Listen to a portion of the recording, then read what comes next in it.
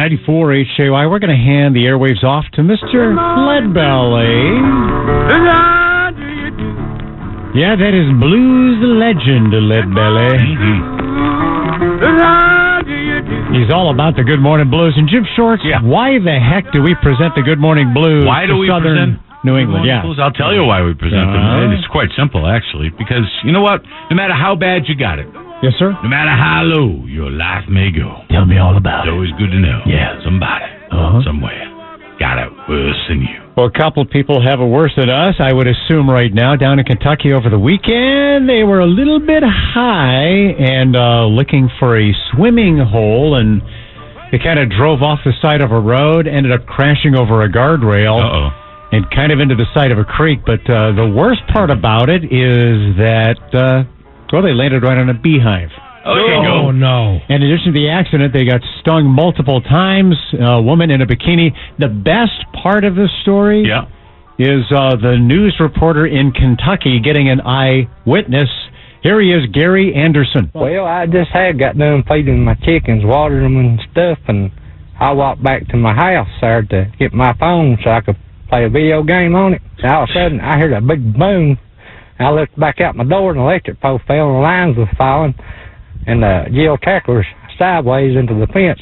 And there's a guy come out screaming and squalling and running around about like a chicken with his head cut off.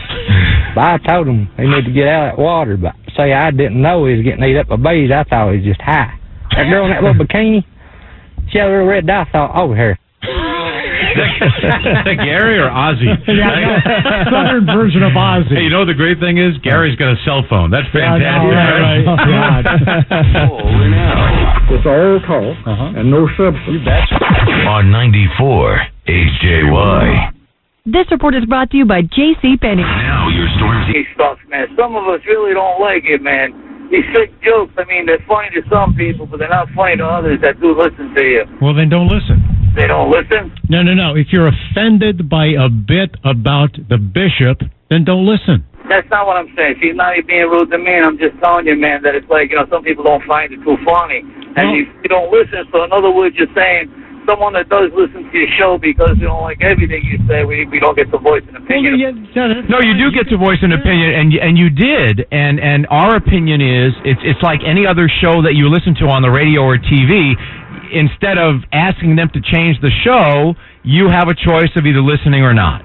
All right, so basically for all of us that are offended, go f*** ourselves. No, not everyone, just you, sir.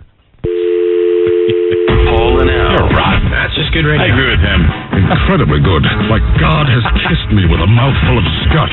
On 94 HJY. Unfair for me to call bull crap out on Ozzy and Sharon. The news breaking yesterday that Ozzy is suffering from, they pulled this one out, a sex addiction. Oh, man. That's why he's been playing around on tour and with his hairdresser or whatever? Yeah, his hairdresser allegedly, I guess. Or it's not that he's bored with you. It's just that he's got a sex addiction. Well, the whole thing of, you're a guy, and it just seems like the term sex addiction basically means it's a woman who knows that her husband's cheating on her, but he's making too much money or whatever excuse you have, that you're not going to leave him. Well, anyway, Sharon talked about it on the show yesterday. Let's all have sympathy for the wife. After the tour, he goes into inpatient for 3 months. He's working at it. It's hard because it affects the whole family. It is hard. And it's quite embarrassing to talk about. Somehow drugs and drink is more acceptable, I think. But when it's somebody that has a sex addiction, it's embarrassing. And I'm proud that he's come out and admitted it finally.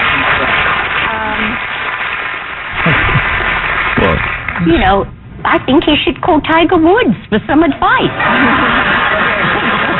I don't know. What do you feel about sex addiction? Ozzy's so confused. He probably thinks he's having sex with Sharon. He doesn't know what he's doing. I know. An excuse to mess around. It's like, well, you're a guy. You have these urges. You either control them or you don't. That's it. Okay. Paul and Al. Ozzy, Ozzy, Ozzy. Those are all of his children out of wedlock. 94 HJY. Hey, why? So I guess some pop stars have turned down the Republicans, or did, for their convention. What was it? Justin Bieber play, and Nick Jonas were offered.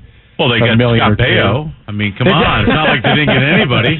Now, this is very weird. And, Kevin, you know the story behind this. I guess in North Korea, to try to improve their public relations. Right. Yeah, they hired James Taylor. They want to kind of soften their image a little bit to get their message across. And, of course, James Taylor in concert tonight at Fenway Park. A lot of people didn't realize that. So let's go ahead and roll it here. If you love North Korean propaganda, you'll love it even more when it's sung by James Taylor on his new CD, Sea of Bloody Tears. Sea of bloody tears by people in our military will chase the rebellious faction until the end, to become the sea of revenge. Yes, North Korea has kidnapped American recording artist James Taylor to make their propaganda sound less angry. Who could forget such classics as "We will burn the rebellious faction until there's nothing left"? We will burn the rebellious faction until there's nothing left. The sound of mourning will become the roaring of the sound of gunfire to collapse the puppet stronghold. North Korean propaganda has never sounded better than it does when sung by James Taylor. Order now and you'll receive the bonus track, Crush the Rats of Resistance, parentheses, his mighty boot. Kim Jong-un to carry on his father's mission to crush the rats of the resistance. Beneath his mighty boots. That is catchy. Nice. Let's hope he sings some of those tonight at Fenway. What the bleep happened here? On 94 HJY. Yesterday, Stump the DJ. Here's some highlights from our buddy Wheels. He writes, I just found a cucumber in my wife's nightstand. So proud she's taken her diet seriously.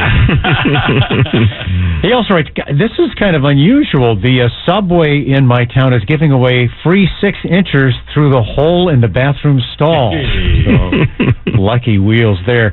Rick wrote us just a few minutes ago, only 3 things tell the truth. Young children, drunks, and yoga pants. Thank you, Rick. HJY. So a guy walks into a bar and says, give me 10 shots and line them up. And the bartender's pouring them. He's pounding them as fast as he's pouring them. The bartender says, whoa, guys, slow down. What are you drinking so fast for? What's your problem?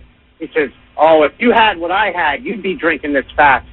The bartender takes a step back and he says, well why? What do you have? I have 38 cents. About $1.50, yeah. Okay. All right, one more. Okay. Guy goes into his bedroom and he's bringing a glass of water and a couple of aspirin, and he hands them to his wife, and she says, what are you doing? I don't have a headache. He says, gotcha. Thanks. See you. All right. HJY, hi. So a guy's on vacation in the South, and he decides he wants a drink, so he heads into the local bar. He goes to the bartender. He says, I'll have a martini. The bartender says, you ain't from around here, are you, boy? He says, well, no, I'm from Pennsylvania. And now we can feel all the eyes on him, you know. He says, what you do up there in Pennsylvania, boy? He says, well, I'm a taxidermist. He says, taxidermist? What's that? He says, I mount animals. He goes, oh, don't worry, fellas. He's one of our kind. We like you. Join them. Hey, it's time to wrap up Stump the DJ, and our winner is, well, a multiple winner. Wheeler Bradley. His winning joke, I don't care how much you like soap, never get caught smelling your fingers while walking out of the public restroom. Good advice from Wheeler. Home and Al, mornings on 94 HJY. That is the theme for the Pope's latest headache. This from the Boston Globe yesterday. It's about our bishop. Bishop Tobin. Oh, yeah. Him. Yeah. Tommy Tobin back at it. Tommy Tobin. Is that real first name, Tom? Yeah.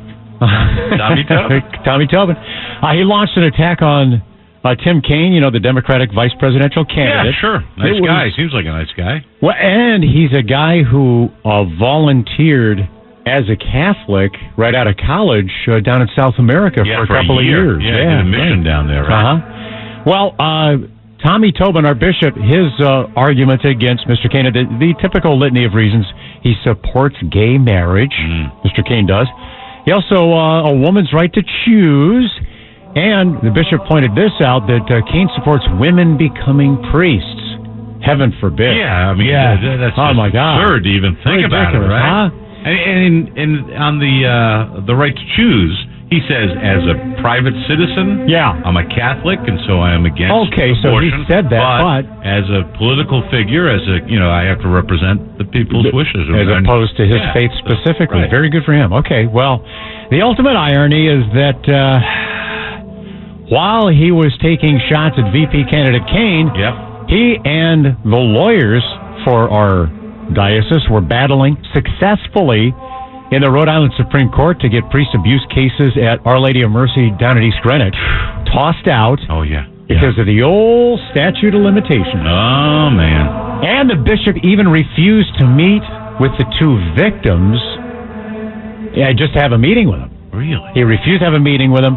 Oh, and he didn't meet with two of their siblings who were also abused because they have since killed themselves. But heaven forbid women become priests. Yeah, right. So that's the real problem in the world. Wow. Well, Tommy Tobin, back out there again.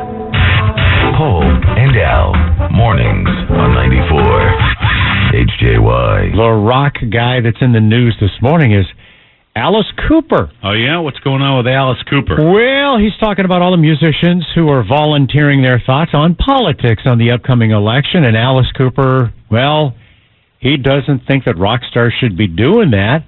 He says, quote, I absolutely hate it. It's the worst idea ever. Why do people think rock stars know more than they do? If anything, we're dumber. And then he went on to say, and part of it I guess I agree with. The other part I don't. He said rock and roll was built to get as far away from politics as you could. Back when my dad started talking politics when I was a kid, I just would run to the bedroom and listen to the Stones and the Beatles. But I mean, if you think about it, the cultural anthropologists always say how much rock really did change our culture and our politics. So it's part of that. And then in the because after the height of rock in the 60s, we got Richard Nixon in. Right. And he's really a cool guy. Well, no, I'm saying that, rock's rise was in opposition to what was going on, of course, with Vietnam and civil rights and all that stuff. And in this interview, Alice Cooper even said that he supported Springsteen, down in North Carolina when he didn't play the show to help support the lesbian, transgender, gay rights thing. So that's kind of political, is it not? Yeah, it's social anyway. He said it's more humanitarian, so... At least Ted Nugent keeps his opinions to himself.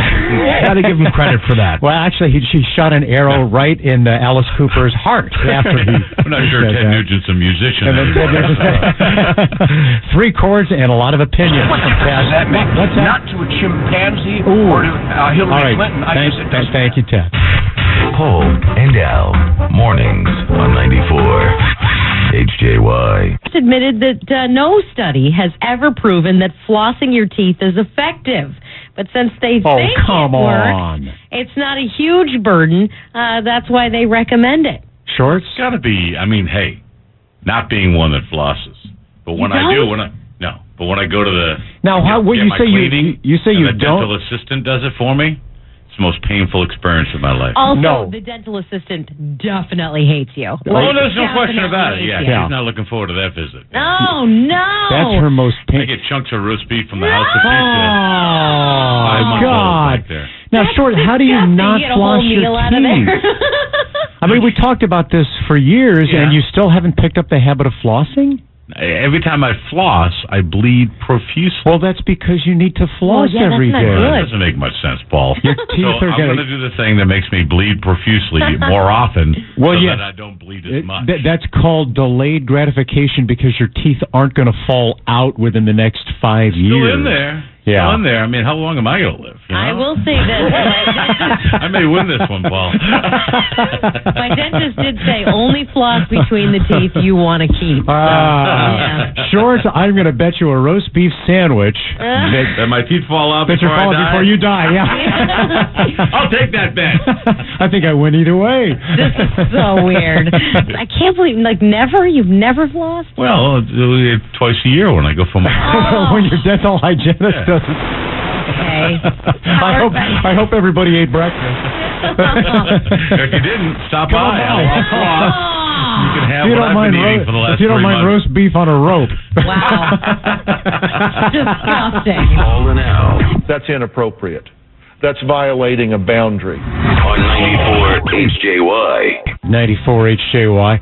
Ted Nugent, not exactly front page news when you see that he's in a battle with protesters at the Freeborn County Fair in Minnesota. Oh, no. Not the Freeborn County Fair. I am not making this up. A group of people wanted him banned from playing the Freeborn County Fair this week because of what they call racist remarks by the Nugmeister, specifically towards President Obama. It's your job to protect Americans, and then you look into the television camera and say, what difference does it make that I failed in my job to provide security and we have 4 dead Americans? What difference does that make? Not to a chimpanzee or to Hillary Clinton. I guess it doesn't matter. Oh, boy. Well, anyway, for those statements, they wanted him banned, but County Fair says it's too late. He's going to play anyway.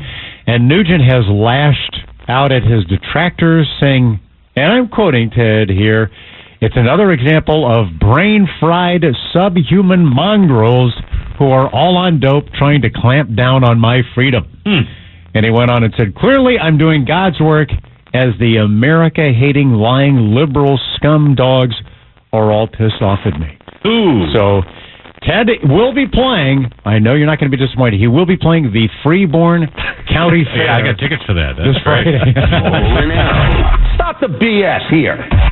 On 94 HJY. Today is the birth. Well, if you want to believe the quote-unquote birth certificate, Barack Obama is 55 years old today. Is he really? Yeah, if you want to believe like that. He's 65. His age, hasn't he? Wow, see pictures of any president when they first get into office in the end. And that's part of it, I guess, with his age, fact that he's a lame duck.